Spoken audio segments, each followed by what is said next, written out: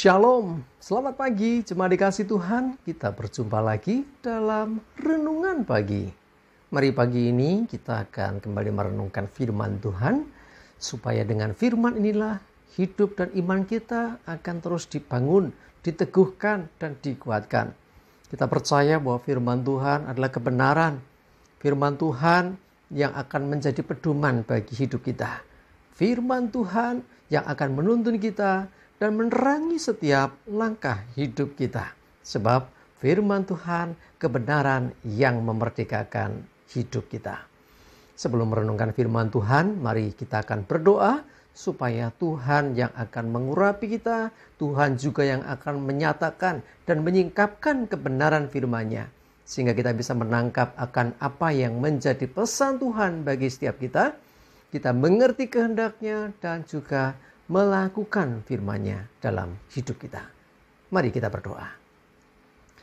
Bapa di surga, pagi hari ini kembali lagi kami datang menaikkan puji dan syukur kepadamu atas segala kebaikan Tuhan di dalam hidup kami. Atas begitu besar kasih setiamu, begitu besar rahmat dan anugerah-Mu. Segala berkat, kemurahan, perlindungan, penyertaan, dan bahkan pertolongan Tuhan di dalam setiap hidup kami. Terima kasih ya Tuhan. Pagi ini kami akan merenungkan firman-Mu. Mari Tuhan, urapilah kami semua. Dan juga mari Engkau yang singkapkan dan nyatakan kebenaran firman-Mu. Buat kami bisa menangkap, mengerti, dan menghidupi, melakukan firman Tuhan di dalam hidup kami. Terima kasih ya Tuhan. Di dalam nama Tuhan Yesus kami bersyukur dan berdoa. Amin. Mari jemaat dikasih Tuhan, kita akan membuka Alkitab kita. Renungan pagi hari ini sampaikan dari 2 Korintus 12 ayat 9. Saya bacakan. Tetapi jawab Tuhan kepadaku, cukuplah kasih karuniaku bagimu. Sebab justru dalam kelemahanlah kuasaku menjadi sempurna. Sebab itu terlebih suka aku bermegah atas kelemahanku, supaya kuasa Kristus turun menaungi aku. Jemaat dikasih Tuhan, ini adalah pergumulan dari Rasul Paulus. Ya, ketika ada kelemahan di dalam dirinya, dan dia sudah berdoa bahkan mengusirnya, tetapi tetap saja tidak pergi juga. Ya, Rasul Paulus menyebutkannya sebagai duri dalam daging. Satu kelemahan yang diizinkan Tuhan ada, yang kita nggak bisa lepas dari itu.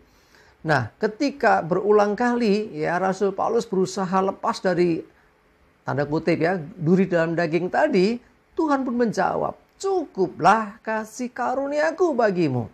Jadi kasih karunia Tuhan sesungguhnya cukup, tidak kurang.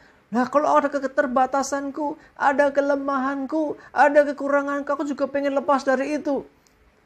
Setiap kita mendapat kasih karunia yang tidak sama satu dengan yang lain. Artinya begini, ada kalanya Tuhan mengizinkan sesuatu yang mungkin bagi kita tidak nyaman, mungkin bisa dikatakan mengganggu kita, tetapi itu diizinkan Tuhan. Tujuannya apa? Supaya kita menyadari bahwa kita punya keterbatasan dan kelemahan, sehingga kita akan lebih bergantung kepada Tuhan. Firman Tuhan katakan, justru dalam kelemahanlah kuasaku menjadi sempurna. Kuasa Tuhan akan menjadi sempurna ketika orang itu ada dalam kelemahan. Jadi Tuhan bisa menyatakan kuasanya. Kalau orang tidak punya kelemahan, ya orang mengandalkan kekuatannya, maka tidak jarang orang mengatakan, ada yang mengatakan ya bahwa ya karena semua tidak ada masalah, semua baik-baik saja, tidak kekurangan, aku bahkan berlebih, aku pinter, aku hebat tanpa bantuan siapapun. Akhirnya orang mulai tidak merasa butuh Tuhan. Nah, ini sering kali terjadi. Sebaliknya, orang yang dalam pergumulan, ya coba dicek ya, orang yang dalam pergumulan, orang yang punya masalah, lebih cenderung lebih banyak mencari Tuhan. Betul gak? Ya kan? Ketika punya masalah, ketika ada pergumulan, tidak ada yang nolongin, kepada siapa? Ya akhirnya orang berseru-seru kepada Tuhan. Nah, tetapi kalau semua baik-baik saja, banyak orang lupa dengan Tuhan. Saat ada masalah, datang sama Tuhan. Tetapi ketika nggak ada masalah, lupa dengan Tuhan. Ibadah nggak pernah, ya. Persekutuan juga tidak, ya. Apalagi melayani. Hati-hati, ya. Tuhan kadang izinkan ada duri dalam daging, dalam kehidupan seseorang dengan tujuan supaya orang itu ingat akan Tuhan dan menyadari. Orang Jawa bilang ini loh, ya bisa hang rumangsani, ya bisa merasa, jangan rumongso merasa bisa itu kurang baik, tapi bisa merasa, bisa menyadari, ya bisa hang rumangsani itu menyadari bahwa kita punya keterbatasan, kita punya kelemahan. Nah, ketika kita ada dalam keterbatasan itulah kita berseru kepada Tuhan. Dan disitulah Tuhan seringkali menyatakan kuasanya. Sehingga kita pun akhirnya sering berseru kepada Tuhan. Supaya kuasa Tuhan itu menjadi nyata, menjadi sempurna terjadi dalam hidup kita. Nah, kalau nggak ada kelemahan, seringkali, saya katakan tidak selalu, tapi seringkali orang bisa lupa dengan Tuhan. Tetapi dengan ada kelemahan, maka orang akan ingat Tuhan. Makanya Rasul Paulus berkata, sebab itu terlebih suka aku bermegah atas kelemahanku. Maksudnya bukan bangga dengan kelemahan, bukan. Tetapi dia justru, tanda kutip istilahnya, mensyukuri diizinkan ada seperti itu. Supaya Kristus dengan kuasanya atau kuasa Kristus menaungi aku. Sebab dalam kelemahan kita ada Tuhan yang tetap menyertai. Dalam keterbatasan kita, ya dalam setiap ya kondisi yang mungkin kita nggak suka itu, ya keterbatasan atau duri dalam daging yang diizinkan Tuhan. Entah apapun itu ya wujudnya. Ya, bisa itu berhubungan dengan kesehatan kita, bisa berhubungan dengan apapun lah dalam kehidupan kita, ya. Tetapi satu hal yang pasti, dalam kelemahan itu justru kuasa Tuhan akan nampak.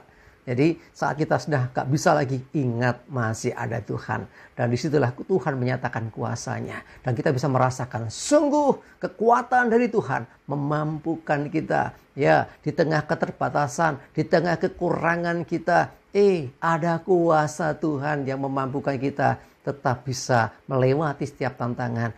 Di tengah keterbatasan kita, ada kuasa Tuhan yang terjadi dan menjadi sempurna dalam hidup kita. Kita bisa sadari itu ketika ada kelemahan. Kalau semuanya baik-baik saja, ya kecenderungan orang tidak ingat sama Tuhan. Mari jemaat dikasih Tuhan, kasih karunia Tuhan cukup bagi hidup kita. Apapun keadaanmu, tetaplah bersyukur dan tetaplah bersandar kepada Tuhan. Amin. Kita berdoa. Tuhan, terima kasih, kami bersyukur ya Tuhan. Apapun duri dalam daging atau keterbatasan atau kelemahan atau sesuatu yang mungkin tidak nyaman bagi kami, yang Tuhan izinkan ada dalam hidup kami, kami mau tetap bersyukur kepadamu dan bersandar kepadamu. Karena dalam kelemahan justru kuasa-Mu ya Tuhan yang akan menjadi sempurna, yang nyata dalam hidup kami. Sehingga kami akan lebih dan lebih lagi bergantung kepada Tuhan, mengandalkan Engkau ya Tuhan. Sehingga kami bisa menjalani hidup kami dengan senantiasa memandang Tuhan. Terima kasih, kami bersyukur ya Tuhan. Berdoa menyerahkan hari ini hidup kami, mohon tuntunan penyertaan-Mu ya Tuhan. Jauhkan celaka mara bahaya, damai sejahtera sukacita, kesehatan, kekuatan, dan berkat-berkat-Mu menyertai. Dalam nama Tuhan Yesus, kami bersyukur dan berdoa. Amin. Mari jemaat dikasih Tuhan, semangat dan maju terus dalam iman dan pengharapan. Tuhan Yesus memberkati kita semua. Amin.